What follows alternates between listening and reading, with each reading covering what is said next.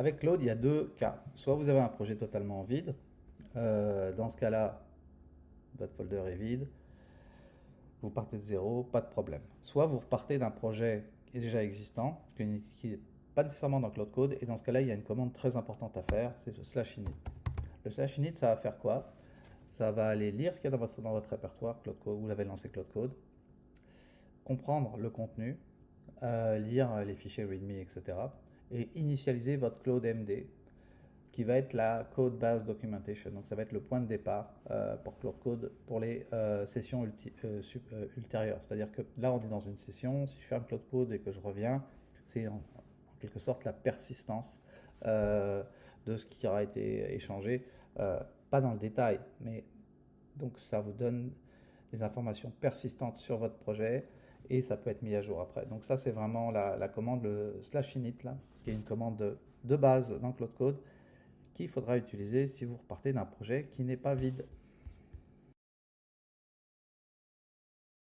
Bonjour à tous, aujourd'hui on va regarder un peu comment Claude Code fonctionne, les basics. Donc là je vais lancer Claude Code, vous pouvez tout de suite remarquer que j'aime le danger et je fais dangerously skip permissions. Petit mot à propos de ça parce que c'est important, je sais qu'il y a beaucoup de choses qui ont été dites, ah la sécurité c'est ça, j'ai peur pour ma vie, mon laptop, etc. Personnellement, mon laptop je le trust et donc je lui fais confiance. Et ce que ça fait ça, c'est que ça va éviter à chaque fois qu'il y a un outil qui est lancé pour aller faire un ls sur mon terminal ou éditer un fichier en local, etc. À chaque fois que Claude Code va appeler un outil, il va éviter de me demander parce que franchement, je trouve ça trop lourd. Let's go. Bon, première commande que je vous apprends, la plus importante, vous allez voir, vous allez l'utiliser tout le temps, c'est slash usage. Slash usage, pourquoi? Parce que Claude Code est extrêmement cher. Très cher. En fait, ce qui se passe, c'est que quand on prend Claude Code, on prend des packages. Le premier package, c'est Pro. Après, il y a Max et après Pro Max. Je ne sais plus comment ils l'appellent. Bref, il y a trois niveaux. Moi, je suis au niveau à 22 dollars US par mois. Il y a le deuxième niveau qui est à 100 dollars US par mois, je crois. Et puis le troisième niveau qui est à 200 dollars US par mois. US, moi, je suis au Canada, ça fait très mal. Donc, moi, ça me coûte plus que 34 ou 37 dollars, je ne sais plus, canadiens par mois avec les taxes et tout ça. C'est pas donné.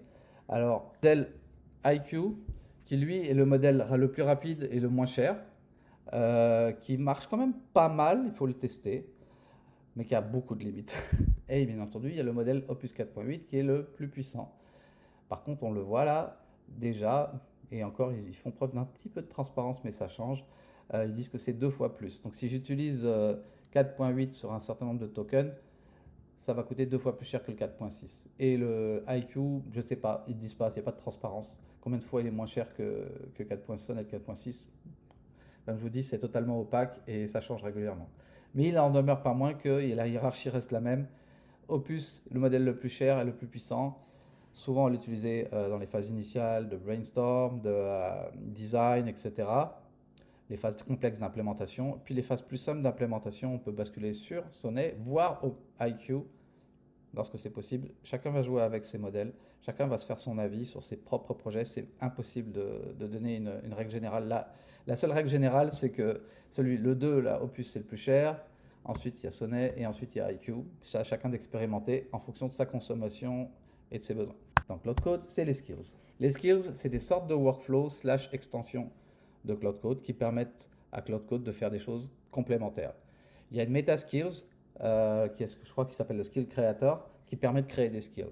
Le skill le plus important, je dirais, et je crois qu'il vient avec Cloud Code, c'est Super Power. Super Power, c'est un super skill qui va au-delà de ouais, je donne telle extension à Cloud Code. C'est vraiment une méthode de travail. En général, on recommande avec Cloud Code, pour des projets complexes, hein, de passer par une étape de brainstorm. Ensuite, une fois qu'on a fait le brainstorm, on a une idée un peu plus claire de qu'est-ce qu'on veut faire et comment on veut le faire. Après ça, une phase de design, si c'est du software ou même si c'est du, euh, du PowerPoint, de la documentation. Malgré tout, il peut y avoir une phase de design, mais c'est surtout plus marqué sur quand on va bâtir une application avec. Et enfin, il y a une phase d'implémentation, de test, de review, etc. Donc ça, c'est tout un process que les SD, les Software Developer Engineers sont habitués de suivre.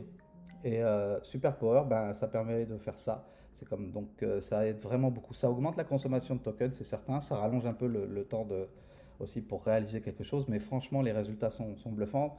Donc moi, je recommande pour tout projet sérieux d'utiliser Super Power. Et très facile à utiliser. Un autre skill que moi j'aime beaucoup pour générer mes présentations et mes documents, c'est Document. Donc ça, je l'aime beaucoup parce que bah, je peux générer des PowerPoint avec mes propres templates à partir de contenu. C'est vraiment très pratique. Je peux générer des documents, je peux générer toutes sortes de documents. Là. On regarde les skills qu'on a déjà, on peut en ajouter. On peut soit demander à Cloud Code de nous aider à installer un skill, soit on peut aller sur le site web euh, du fournisseur du skill et de suivre les instructions d'installation. Il y a plusieurs manières de les installer, c'est variable. Aussi, ensuite, une fois que le skill est installé, en général, je recommande de suivre la documentation du skill pour savoir comment l'utiliser. Mais en résumé, on peut soit spécifiquement l'appeler, surtout s'il y a des paramètres, soit Cloud Code va déterminer quand le skill est requis. Il est assez bon pour ça. Et il va le trigger. Comme par exemple Super Power, il me le trigger assez régulièrement quand je pars en brainstorm sur une idée. Donc voilà, sinon vous pouvez aussi mettre le nom du skill explicitement dans votre prompt et normalement il va le trigger pour l'utiliser. Alors il y a beaucoup de commandes là, quand on tape slash, on peut voir les commandes disponibles et puis là on peut naviguer avec les touches. Bien sûr la souris n'est pas, c'est un client donc il n'y a pas de souris. On peut naviguer avec les touches pour voir. Il y a beaucoup.